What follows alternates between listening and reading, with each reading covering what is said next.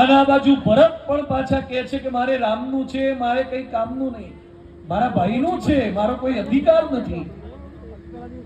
પાછું આપવા માટે ત્યાં જાય છે.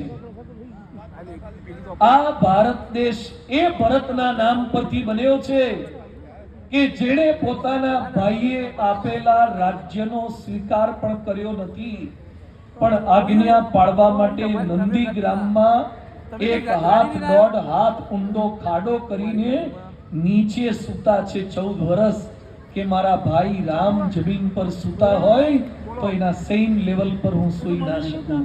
આ ભરતના નામ પરથી જે ભારત બન્યું છે એ ભારતની ગૌરવવંતી કથાઓ મારે કહેવી છે. ભારત એ કોઈ ખાલી જમીનનો ટુકડો નથી.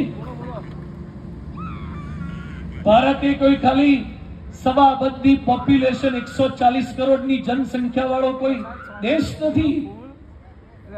ભારત એક સંસ્કૃતિ છે, ભારત એક પરંપરા છે, ભારત એક પ્રણાલિકા છે, ભારત એક ફિલોસોફી છે, ભારત એક વિચારધારા છે. અને વધારે કહું તો ભારત એ વિશ્વ માત્રને સુખી કરવાની એક જીવન શૈલી છે, લાઈફસ્ટાઈલ છે. વિશ્વ આખાને સુખી